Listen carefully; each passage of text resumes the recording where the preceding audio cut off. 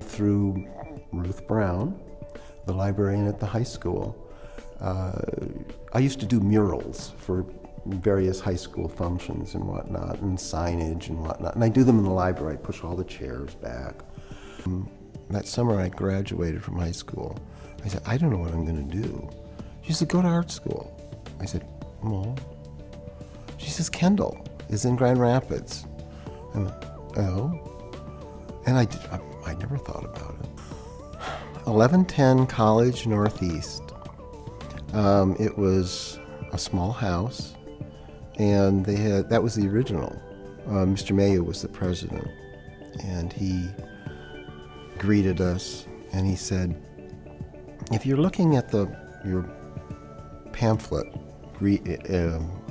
asking you to, or telling us about Kendall, he said, you'll notice we don't have any sports clubs or anything. He says, we think we can keep you busy enough where you won't have to think about those things. Of course, it was non-accredited at that point, just 3 years. The thing I liked about it was 3 years of just art and design, and it was very focused, and for me that was very important.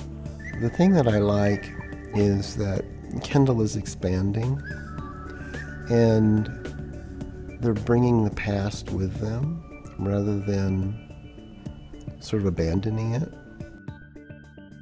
It was sort of this odd thing where I could do my blueprinting in Paramount Studios. It wasn't so much I wanted to see the stars or anything like that. It was I could get behind the gates. And that intrigued me. And so I was running my blueprint, or they were running my blueprints, and they said, have you ever thought of doing set design or art direction? And I said, what's that? The nice thing about film industry is that you're going places. You don't know what you're going to be working on. 1 minute you could be working on something that is prehistoric, and the next minute, the next show you get onto, you could be doing something in outer space. And I've done that. You could be doing something extremely modern and simplistic, or you could be doing something extremely detailed. You never know what you're going to do, when you're going to do it, how you're going to do it, or where you're going to do it. That's the big thing, and that's the challenge. Because somebody will come in and say, well, I want you to draw up this, whatever, and you go, well, I've never done that before. The first feature film was White Buffalo, and that was starring Charles Bronson and Kim Noet, when I did The Time Machine. And that was the most difficult thing I ever did because it was all machine drawings. That was a very interesting project. The script was sort of okay. Pirates was fun too. I mean, I enjoyed the pirate movies, just because of the sets and being on a distant location in St. Vincent, down in the Grenadines, and just seeing things down there and supervising the construction of the sets and whatnot. That was fun. I mean, there's only a couple of movies that I've worked on that I really like doing because they had good scripts and the sets were fun to do.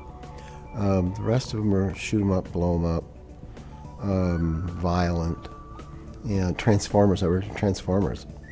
That was really violent. All too often, people will go by and say, oh, what beautiful drawings.